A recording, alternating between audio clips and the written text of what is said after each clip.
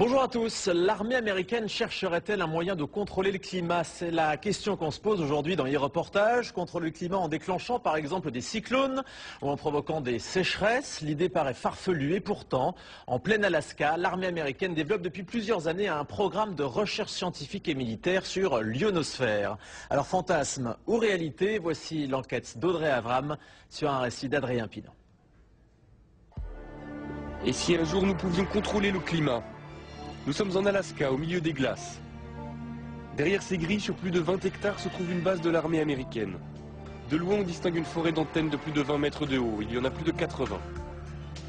Officiellement, cette base abrite un programme de recherche scientifique et militaire sur l'ionosphère, l'une des couches de l'atmosphère. Nom de code, HAARP. Un nom qui suscite de nombreuses rumeurs et interrogations depuis des années.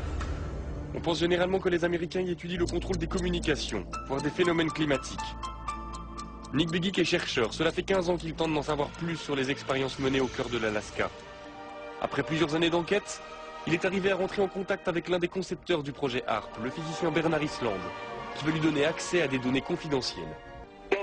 Ce qui est apparu à la lecture de ces brevets concernait des recherches pour manipuler le climat, des manipulations climatiques, voire même des manipulations de l'environnement de manière très particulière, tout ça pour des applications militaires. Manipuler le climat, cela paraît impensable. Mais être capable d'envoyer un cyclone ou une sécheresse chez ses ennemis, cela ressemble à l'arme absolue. Les Américains essaient-ils vraiment de contrôler les phénomènes climatiques? C'est ce que croit Luc Mampey, chercheur pour le groupe de recherche et d'information sur la paix et la sécurité. Je fais référence notamment à un rapport publié par l'US Air Force vers la fin des années 90 et qui s'appelait Air Force 2025, où très clairement l'US Air Force évoque là toutes les recherches qui devraient être faites à des fins militaires de manière à pouvoir avoir un certain impact sur les phénomènes météorologiques, de manière à pouvoir faciliter les opérations militaires amies et rendre plus compliquées les opérations militaires ennemies. Les Américains travailleraient sur la maîtrise du climat depuis les années 60.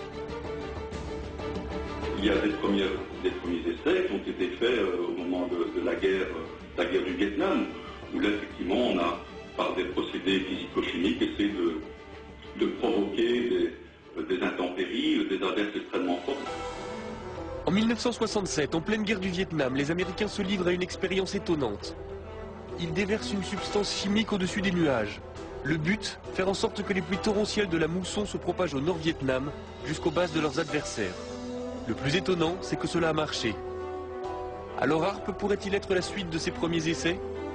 Ce qui concerne les modifications environnementales et climatiques, c'est un enjeu militaire aux États-Unis depuis certainement 50 ans. Et cela implique des technologies, des procédés, des techniques très proches de ce qui est mis aujourd'hui en œuvre dans le cadre du programme HAARP.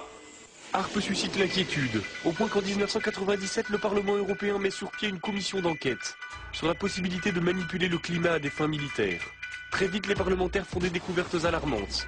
Ils apprennent par exemple le HAARP émet un rayon qui chauffe et qui perturbe l'ionosphère, une couche de l'atmosphère chargée de nous protéger des rayonnements solaires. Ernest Gelscher, député européen, a participé à cette commission. Ce genre de projet, de planter des antennes et d'envoyer un signal dans l'ionosphère, tout d'abord, c'est fait par les militaires.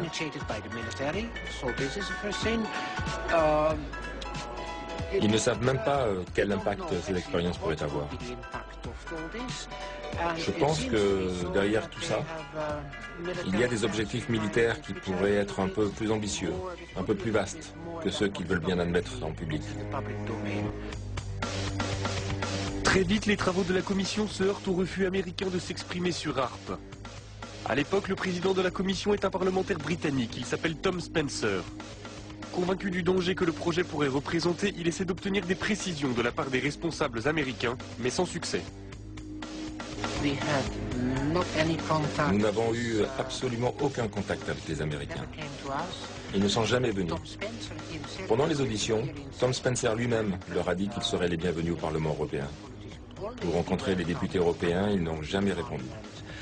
Je crois qu'ils ont délibérément décidé de faire la sourde oreille, d'ignorer le sujet et de ne pas en parler. Un incident va vite calmer les ardeurs de Tom Spencer. En 1999, le président de la commission fait la une des journaux à scandale.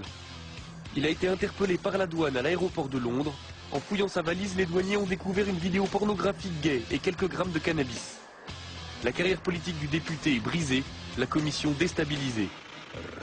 Nick Begich a gardé le contact avec l'ancien député.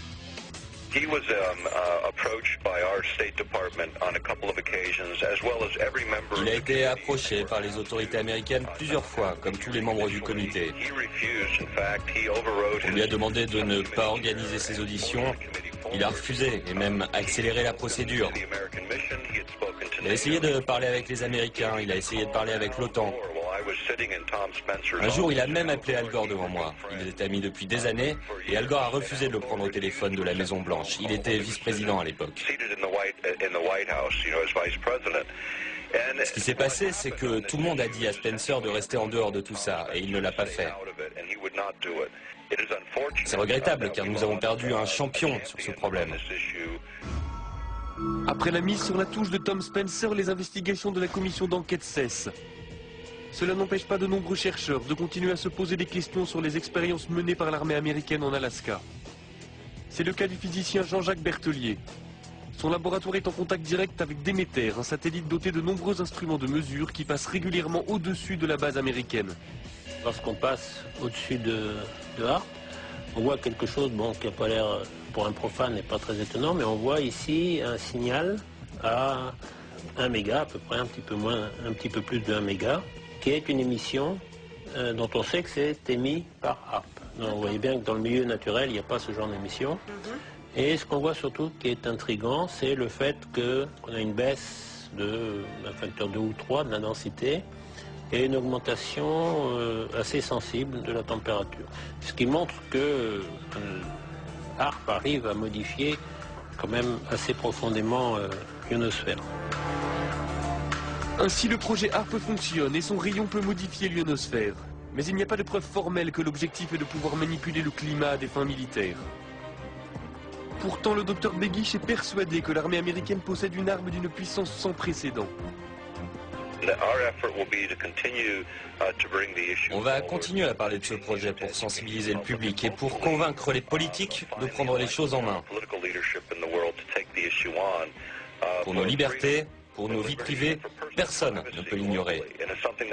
Harpe, c'est l'une des pièces d'un puzzle très complexe. Le silence de l'armée américaine alimente les peurs et les fantasmes. Personne ne sait si les militaires essaient effectivement de contrôler les phénomènes météorologiques. Mais il est certain que les expériences qui sont menées dans les neiges de l'Alaska perturbent le ciel au-dessus de nos têtes. Des expériences dont nous ne connaîtrons les conséquences que dans quelques années.